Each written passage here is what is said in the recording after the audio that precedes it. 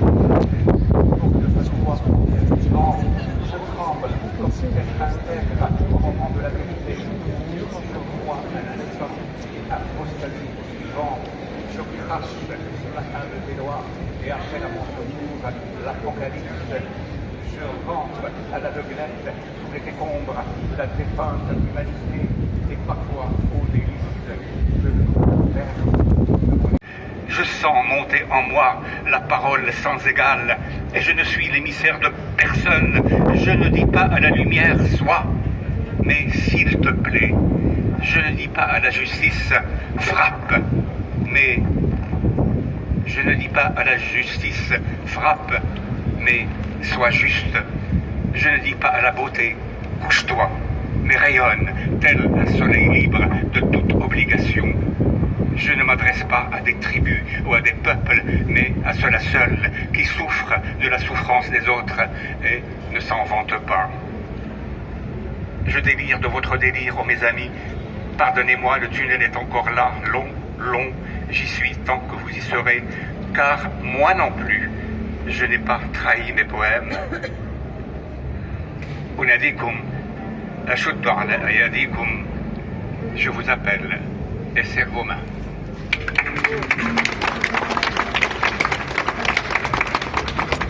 Merci Abdelhatif. Je vais passer la parole au poète palestinien Anas Salah-Ilike. Anas.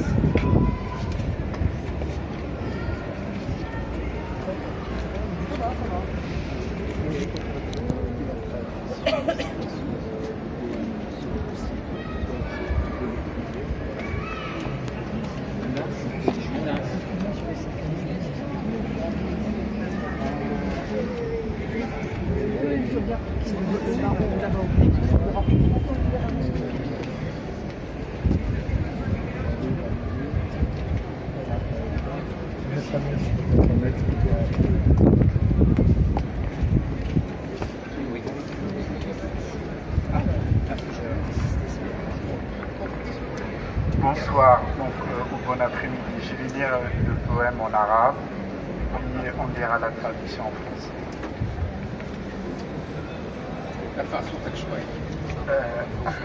دعسات في شارع ضيق. البلد الذي تضاءل مثل غيمة صيف سيتناثر عما قريب مخلفا بقعا صغيرة على الخريطة. ستعض أطرافه بأسنانك مليا بأظافرك النابية وتشده إلى عظام القفص الصدري. عله يتسع لرقصة جماعية لمشوار صباحي بحثا عن الأكسجين أو لسباق رياضي مرتجل. عله يكفي لدرس سياقة لدعسة بنزين جريئة أو لزيارة جبلية في ربيع قادم. البلد الذي سيتلاشى من تحت قدميك كحفنة تراب في الهواء ستزرعه بأشجار زيتون جديدة وبتلات لوز وخروب لتذهب في التراب عميقا، لكن لن تجد اسمه في القواميس ولا في دليل السفر. ستجده في سجلات قديمة صورا على الحائط بأسماء ورموز لا يتداولها أحد. البلد الذي تحفظ صفاته كسمات الجلالة وتعرف حتى طرقه الترابية ويبدو أليفا لك مثل وجه أطفالك سيتبدد مثل غبار صامت أو سيراوح بالأحرى مكانه ليظهر لك بتضاريس جديدة رسمت على شاشة في مكتب بعيد.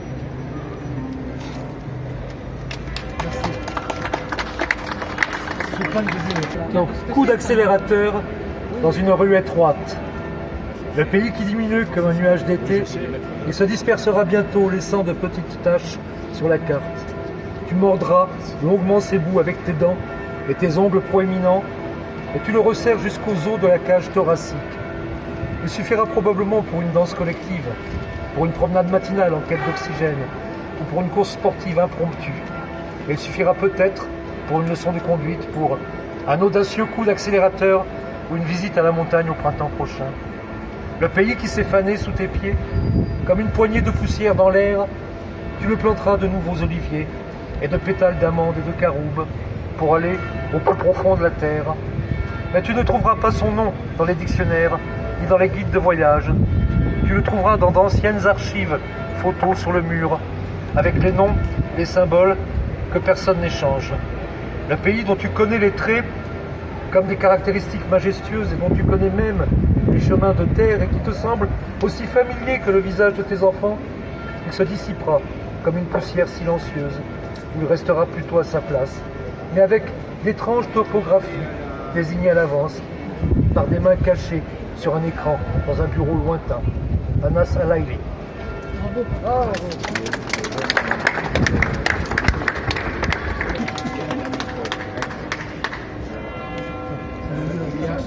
Un ami poète grec qui voudrait aussi intervenir symboliquement, Thomas Salapatis.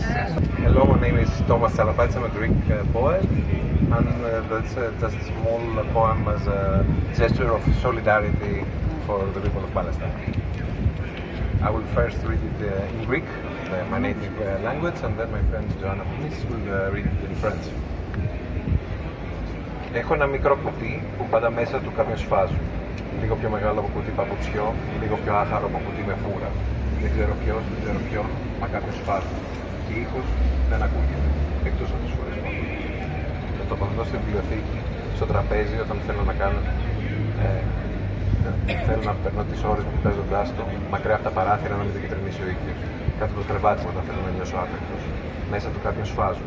Ακόμα και όταν στο σπίτι μας έχουμε γιορτή, ακόμα και την Κυριακή, ακόμα και όταν βρέχει. Όταν βρήκα το κουτί, δεν θα πω πώς, δεν θα πω πού, το έφερα με ικανοποίηση σπίτι. Την ώρα εκείνη νόμιζα πως θα άκουγα τον ήχο της θάλασσας, όμως εκεί μέσα γίνονται σφαγές.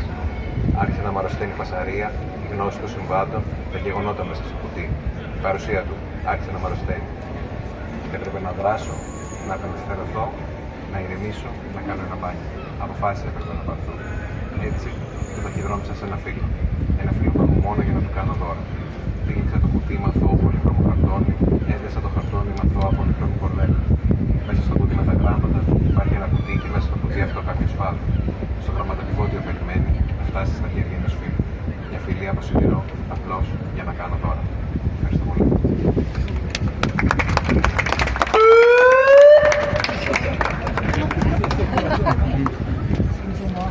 Est-ce qu'il ne faut pas que quelqu'un te relaie? J'ai appuyé. Très Là, bien. il faut appuyer. Non, mais j'ai fait là où Très bien. Est-ce qu'il ne faut pas que quelqu'un te relaie? Ouais, c'est vrai que c'est un peu. Ça commence à être lourd. Est-ce qu'il y a un volontaire pour relayer Fabienne, pour porter le mégaphone? J'ai une petite boîte et à l'intérieur, il y a toujours quelqu'un qu'on égorge. Un peu plus grande qu'une boîte à chaussures, un peu moins jolie qu'une boîte à cigares. Je ne sais pas qui c'est, mais il y a quelqu'un qu'on égorge. Et l'on n'entend pas un bruit, hormis quand on entend. Je la pose sur la bibliothèque, sur la table quand je veux passer mon temps à la regarder, loin des fenêtres afin que le soleil ne la jaunisse pas, sous mon lit, quand je veux me sentir désordonnée. À l'intérieur, on égorge quelqu'un, même quand il y a une fête à la maison. Même je ne dirais pas où, je l'ai rapporté avec satisfaction à la maison. À ce moment-là, je croyais que j'allais entendre le bruit de la mer, mais non, là-dedans, on égorge. Tout ce vacarme a commencé à me rendre malade, la connaissance des faits, ce qui se passait dans la boîte. Sa présence a commencé à me rendre malade. Il fallait que j'agisse, que je me libère, que je me calme, que je prenne un bain. Des décisions devaient être prises. Et ainsi, je l'ai expédié à un ami. Un ami que j'ai juste pour lui faire des cadeaux.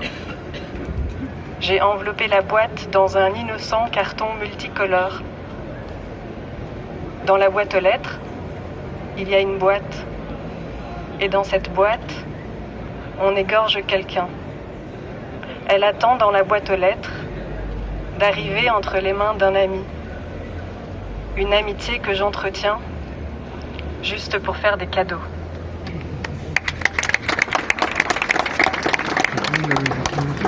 On va passer la parole à Philippe Tancelin. S'il te plaît. Pico. Oui. Philippe, vas-y. Non, ça va. Donc, je vais vous lire un poème de Nida Younis, poète palestinienne qui vit à Ramallah. Je laisse mon cœur ouvert. Je l'entoure de versets et d'encens. Je lis des incantations et je me livre à un rituel pour chasser l'amour. Les herbes que ma grand-mère pille dans un mortier en pierre ne suffisent pas à me rajouter à ses succès de guérir les femmes des errements de l'amour et à échapper les recettes pour attirer le bien-aimé contre des recettes de limonade maison, de repassage et de nettoyage du cœur avec un balai de paille. Je n'arrive pas à l'enlever, mon bien-aimé. Il n'est pas vraiment comme une peau ni comme des ailes. Il n'est pas comme une tache de naissance ou des bourrelets de chair. Il porte son cœur et enseigne la fusion des métaux. Sa peau est écorchée à force d'escalader les palmiers, de relever les ancres, de trop naviguer dans le non-lieu avec ses signes sur son corps, le tatouage sur son dos, le sac d'herbe et de bétel ramené de Nishapour, dont il sait qu'il donne le vertige, et les tubes de mercure rouge, les feuilles de papyrus, les racines de lotus qui pansent les plaies, une épée de la citadelle d'Alamut, le crâne du chef de la tribu des Incas. Il donne un cours sur l'étroitesse de la géographie à sa bien-aimée qui n'est pas revenue de Savoie. Il commence par traduire les tatouages sur son corps. Au commencement était l'eau. Il a lu, mais elle s'est noyée. Il est prêt à lui offrir les Pyrénées, à l'entourer avec les lions du palais de l'Alhambra, mais elle ne saura pas dire l'heure, car elle est un poisson entre ses mains, et lui, un oiseau qui picore la feuille du temps. Il se contente de faire entre les forêts dans sa chambre et d'interroger leurs arbres. Lequel sera un lit pour la solitude? Lequel deviendra une fenêtre donnant sur le néant? Il fait s'asseoir les statues, il leur verse un peu de vin, il leur brûle des arbres dans les mots. Il contemple ses joues rougir quand il lui parle d'amour. Il peut très bien lire l'avenir, car il connaît bien le passé, ou qu'il est un fossile d'avenir. Il tente de déchiffrer le livre du silence, ou de percer le mystère du brouillard qui le recouvre à chaque fois qu'il monte en elle. Il monte une chamelle, il réveille le sable, il suit la voie des étoiles qui n'est rien d'autre qu'un collier qu'elle fait tomber. Les grottes où il a allumé un feu dans leurs entrées effacent encore les traces de sa nuit. Même les squelettes dans leur profondeur ressentent encore la chaleur. Du haut de sa chamelle, il parle aux pauvres, aux fous, aux déshérités, aux meurtriers dans les prisons, aux troubadours, aux noyés dans les plaisirs de l'opium, aux passants sur les rives des marais, aux caravanes qui ne sont pas revenus de leur migration d'hiver, aux épicuriens, aux rois de l'âge baroque, aux soldats qui se masturbent derrière les tentes, aux vieillards qui franchissent l'inconnu dans un corps et croient en Dieu, mais ignorent ce qu'un magicien cache dans son chapeau, ce qui se tient derrière sa porte, qui menace de tomber de sa soie, sa chaleur sur le contour de son nombril et ses replis, la légèreté de son étoile, sa peur de ce qu'elle sait, son tressaillement quand deux éléments chimiques fusionnent dans un lit.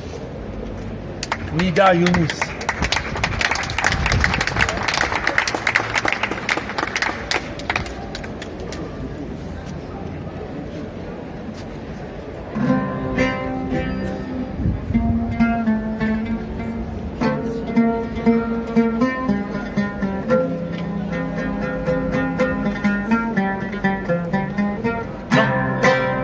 la la la la la la la la la la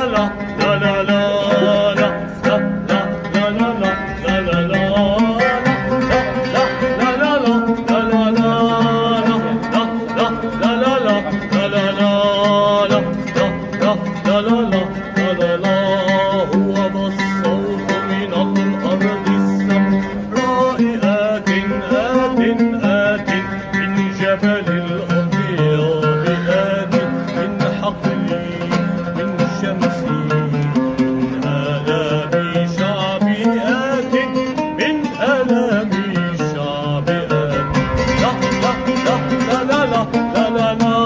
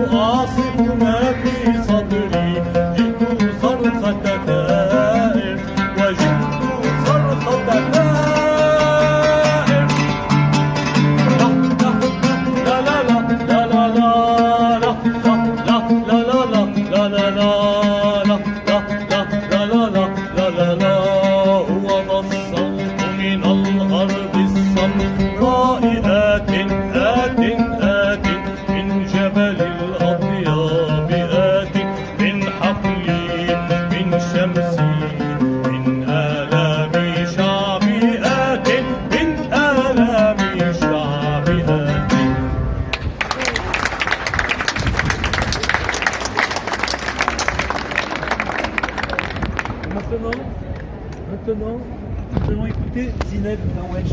Arabe qui n'est pas encore traduit en français. Non, merci beaucoup. Merci. هارب من الموت إلى الموت، غاب الموت الحق، هنا الموت الباطل يتصدر المشهد، أشلاء أو شامعار، دمي شاهد وشهيد بلا شاهدة، ليل نهار، ليس صدفة أن تتوارى أعماري، أنا المتعدد في التربة والحجر وما تخفى من بدور، في مساماتي وجلدي المسروق المحنط هناك، في مخابر القهر، يدي هنا ويدي هناك، وجهي هنا ووجوهي هناك، أيها الزمن الماكر الظالم الهزيل المتغطرس الموغل في المرارة، أنا العابر إليك من كل الجهات، هنا الذئبة المتوحشة تسد الطريق، نسيت أن للذاكرة أجنحة وملائكة لا تعطش ولا تجوع، تجمع الدمع طوفانا، أنسل الآن من جدتي، أزيح الركام، أحضن الأصوات الأنفاس الصراخات، تضرعات وأمضي، جسدي كفني ذاكرتي تمحو المحو، بسمة علامة وشما، أجمع شتاتي وأهديكم صرختي، لماذا كل هذا البياض يلف شقائق النعمان؟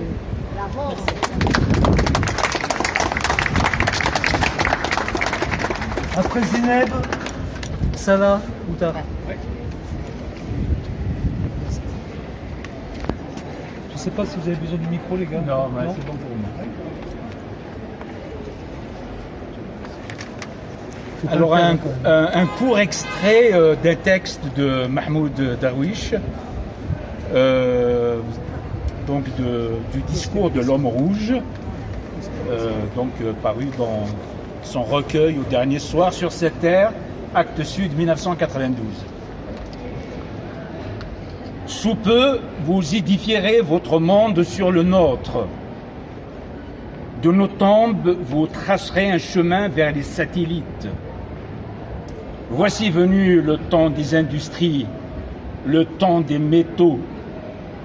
Du charbon jaillit le métal. Et il y a mort et colonies, mort et bulldozers, mort et hôpitaux, mort et radars surveillant des morts qui plus d'une fois s'éteignent dans une vie, des morts qui survivent après trépas, des morts qui enseignent la mort aux monstres des civilisations et des morts qui trépassent pour transporter la terre au-dessus des restes des défunts. Ô maître des Blancs, où emportes-tu mon peuple et le tien? Vers quel gouffre ce robot hérissé d'avions et de porte-avions entraîne-t-il la terre? Vers quel gouffre béant montez-vous? Et tout ce que vous désirez vous échoua. La nouvelle Rome, la Sparte de la technologie et de l'idéologie de la folie, et nous fuirons un temps pour lequel nous n'avons pas encore apprêté notre obsession. Nous nous en irons vers la patrie de l'oiseau volé d'humains avant-coureurs. Des gravats de notre terre, nous verrons notre terre. Des trouées dans les nuages, nous verrons notre terre. De la parole des étoiles, nous verrons notre terre. Et de l'air des lacs, du duvet du maïs fragile, de la fleur des tombes, des feuilles de peuplier, de tout ce qui encercle, ô blanc, mort qui trépasse, mort vivant, mort qui ressuscite, mort qui divulgue le secret. Laissez donc un sursis à la terre, qu'elle dise la vérité, toute la vérité. Quant à vous, quant à nous, quant à nous, quant à vous.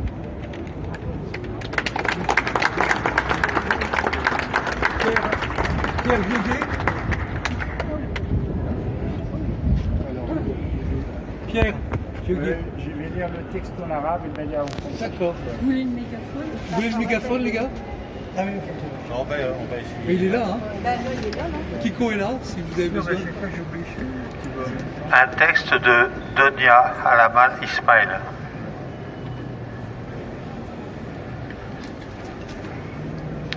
Donia Alaman Ismail vit toujours à Gaza. جنونها جنوني كاملة من فرح عابر تدخل غزة مأساتها ببهاء امرأة ثلاثينية تقشر عن جسدها ألق الحكايات المنسية تلملم ما تبعثر من دماء ودمع فلا يبيض الوقت فيما تسيل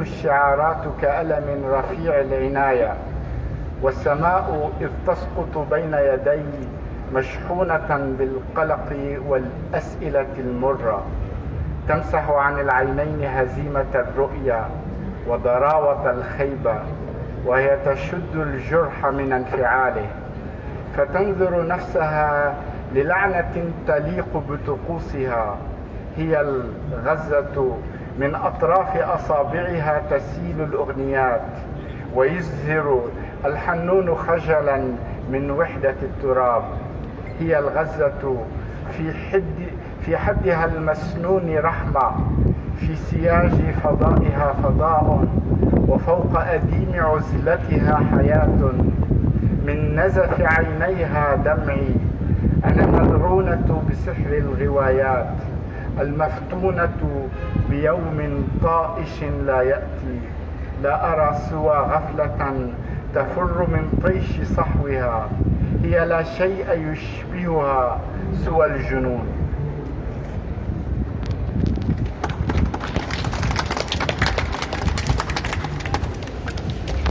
Sa folie, ma folie.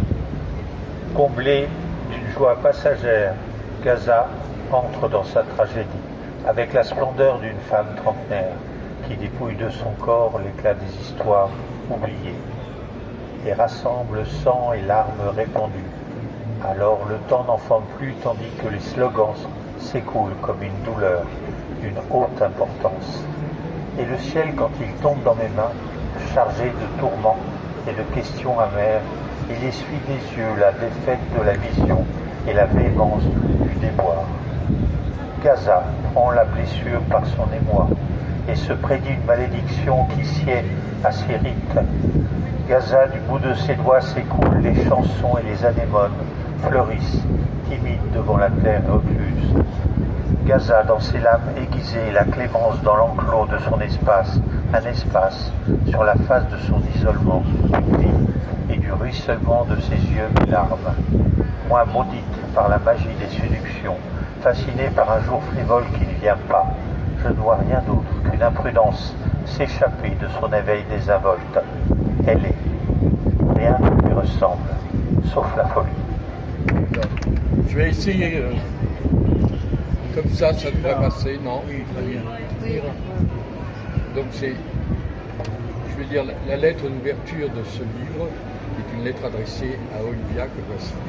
Pour ce livre que nous avons écrit à deux, écrit 2 matins, chaque matin pendant des mois et des mois, voilà. Donc moi je ne lirai pas les textes du matin, je vais juste lire la lettre à Olivia. Cela commence toujours par les mots, par un nom mis pour un autre, un pronom, elle en place de ce nom-là par exemple, elle, Olivia, un mot, un nom rameau dans le bec d'une colombe rêvée, annonciatrice d'après-déluge. On ne sait ce qui tombe, ou plutôt on feint d'ignorer le déluge des bombes qui tombent sur une terre déjà dévastée. Enfin, on peint des paysages de langues tourmentées, hantées par des cris. Olivia, un nom d'huile sainte et bénie, comme des lettres qui brûlent dans une lampe de terre cuite. Olivia, un prénom d'ombre fraîche et de paix, salam, shalom. D'une paix sinon impossible, du moins improbable. Guerre de l'art, art de la guerre, une beauté vénéneuse, dis-tu. Depuis notre rencontre, les appels à un cessez-le-feu tombent dans le vide, les listes de noms, les inventaires de la mort explosent, l'affamement. Chacun devrait savoir et pouvoir dire que la tragédie ne commence ni le 7 ni le 8 octobre. Chacun sait qu'il faut remonter, sinon à Caïn et Abel, du moins à Ismaël et Isaac. L'ignominie des pères est la chose du monde la mieux partagée. Où est l'enseignement de la bienveillance? Oui, tu es responsable de ton frère et responsable de ton fils. Cela commence toujours par les mots, dis-tu, écris-tu, et nous savons aussi combien les mots s'effacent, s'affalent, se laissent engloutir dans les cris, et ces cris, nous nous devons de les restituer malgré la pauvreté des phrases face à l'horreur. Nous le devons sans pathos. L'ignominie du 7 octobre ne rend pas l'ignominie du 8 octobre et des jours et des nuits qui persistent plus acceptable ni pardonnable. La parole distingue l'humain. Notre désir de liberté fait de nous des êtres rétifs à l'engagement, dis-tu. Et tu ajoutes, il y aura toujours des poètes pour dire un peuple ghetto. Il y a dans cette dernière formulation quelque chose d'un renversement bouleversant. Longtemps, le peuple ghetto, le peuple encagé, fut de Venise ou plus tard de Varsovie. Peuple juif, celui du shtetl. Horrifique déplacement, horrible renversement, il désigne dans ta propre langue poème le déplacement du ghetto vers le peuple palestinien, comme pour pointer la douleur refoulée de la victime qui devient bourreau. Chère Olivia, nous avons en commun des enfances dans les livres. Un livre qui s'ouvre est une maison dotée d'une porte qui s'ouvre à l'accueil de l'autre. Un livre est un seuil franchi pour loger les voix, fussent-elles dissemblables. Il y aura toujours des poètes, écris-tu, en ces temps de catastrophe. Je me demande comment cela est encore possible. Nous ne voulons, ni toi ni moi, une poésie qui édulcore le réel. Nous ne voulons, ni toi ni moi, une poésie cautère sur les plaies du monde, une poésie qui viendrait pallier l'impossibilité du dialogue. Voix sororale, voix fraternelle, voix insurgée contre les voix résignées ou complices. La poésie n'a pas à rendre tolérable ou admissible ce qui est intolérable, inadmissible. Nous savons cela, et certains, vous le savent, sans doute là-bas, de chaque TDN. La poésie est langue de l'irrésignation. Le poème ne cède rien, ne passe rien sous silence, et s'il se laisse emporter, c'est de la colère des justes.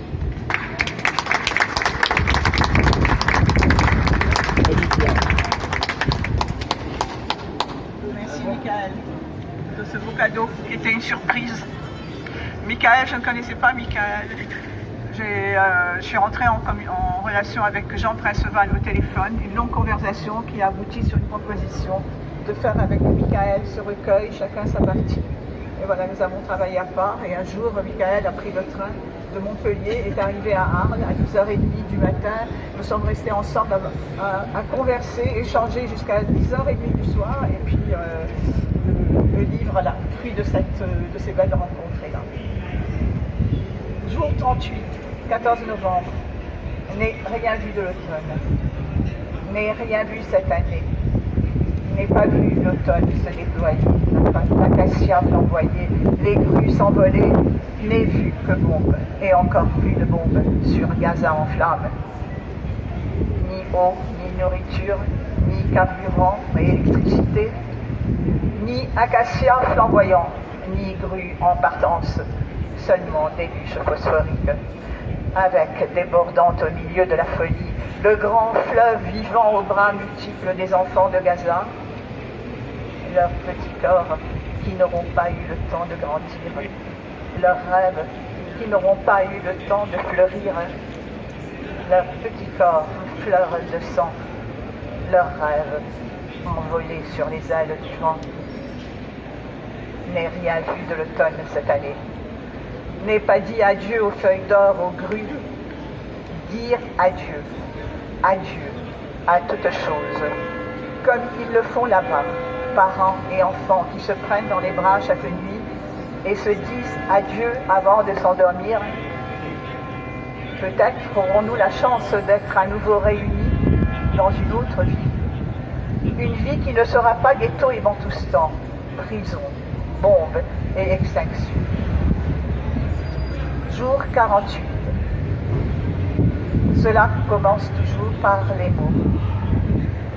Le 40e jour est passé, sa nuit de même. La colombe n'est pas revenue. S'est-elle perdue, engluée dans le brouillard enrichi en plutonium et uranium? Se vit-elle de son sang, elle brisée sous les décombres? Dans le ciel, zigzaguent les boules de feu et s'effondrent les maisons. Brûle le feu, bouillonne le chaudron, chantent les sorcières fatidiques. Le sang appelle le sang, et la mort se nourrit de la mort. Cela commence toujours par les mots. Leur bouche rampe de lancement de missiles, crash, âgé, continue, condamnation à mort. Terroristes, tous sans exception, graines de terroristes, jusque dans le ventre de leur mère. Brûle le feu, bouillonne le chaudron, chante le cœur fatidique. Tondre le gazon, aplanir le paysage, le stériliser. Cela commence toujours par les mots. Stériliser le langage, stériliser la vie, la ravir. Du verbe latin rapere, s'emparer de force. Encager la vie, le langage, les violer, les cribler de balles. Au-dessus du ghetto en flammes dansent frénétiquement les déesses de la vengeance et de la conquête. Double, double peine et trouble, chantent les sorcières. À des milliers de kilomètres de là, réfugié dans ma maison, je lève parfois la tête et regarde au dehors. La lumière est si belle qu'elle en est irréelle. L'horreur n'a-t-elle pas de fond comme l'enfer?